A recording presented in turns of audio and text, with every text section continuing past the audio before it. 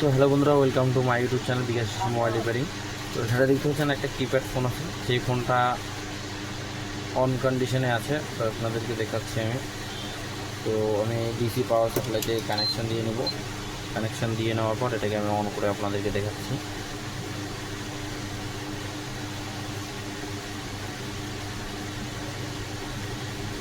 Phone on হয়ে গেছে, দেখতে পাচ্ছেন কার্গন। তো এই কার্গন ফোনটার কী প্রবলেম সেটা আপনাদেরকে দেখাবো এবং শেষ পর্যন্ত দেখবেন।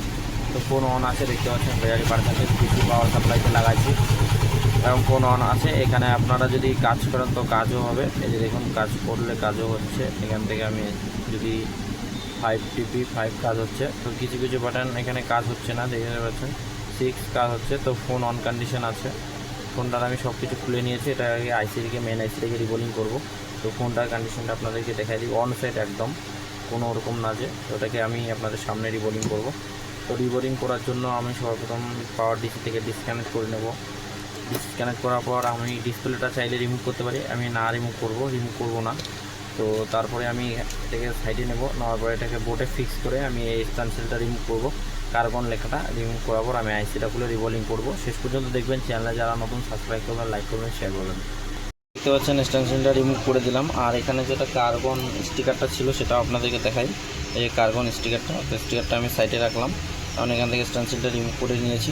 তো আপনাদেরকে একটু জুম আউট করে দেখাই।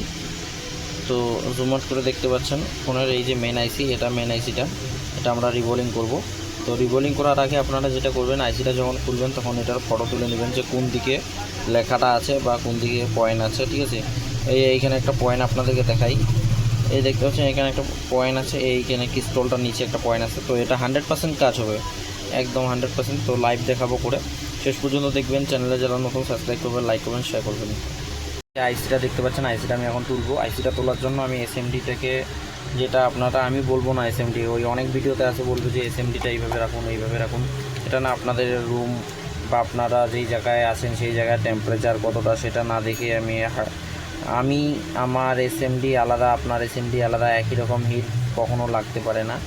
আপনারা আপনার হিসাব মতো ফিক্স করে রাখবেন। কিন্তু হ্যাঁ, যদি না বলি যে কততে উঠলো, আপনারা এয়ারটা আপনারা একে রাখতে পারেন, 1 বা 2 রাখতে পারেন। এবং আপনার যে এসএমডির যে হিটটা সেটা আপনারা 300-250তেও রাখতে পারেন, ঠিক আছে। তো আমি এটা রিমুভ করে নিচ্ছি।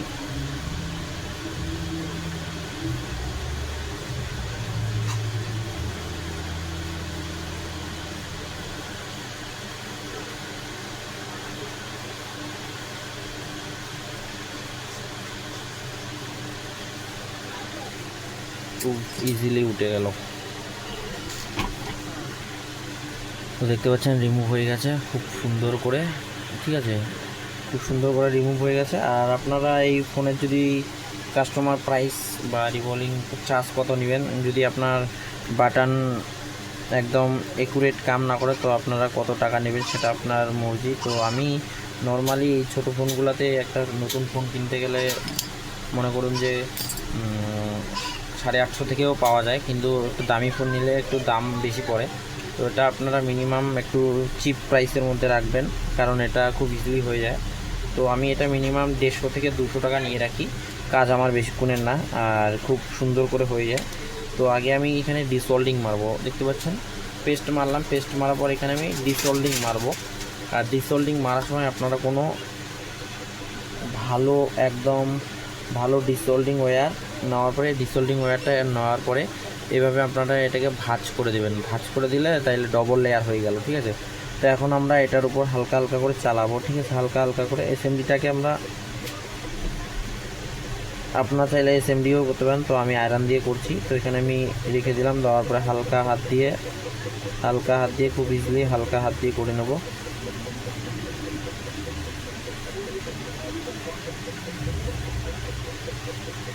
একবারই আমার হয়ে যাবে, আর বেশিক্ষণ এটা করবেন না, কারণ এগুলো বোর্ড খুব নাজুক হয়।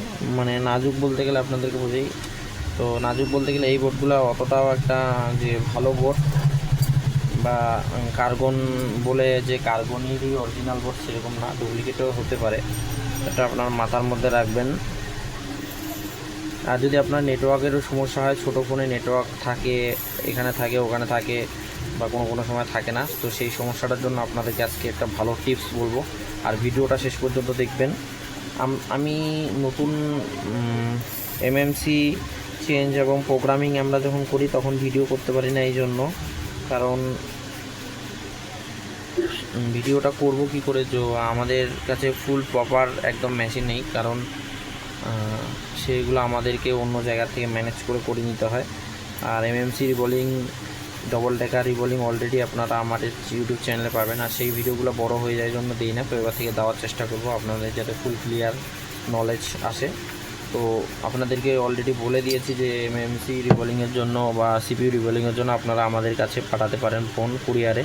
অলরেডি আপনারা আমাদের কুরিয়ারের যে কত ফোন আসে সেটা আমরা রিভিউ করেও থাকি। দেখতে পাচ্ছেন ফুল প্রপার ক্লিন হয়ে গেছে, তো এটাকে আমরা এখন সাইটে রাখবো।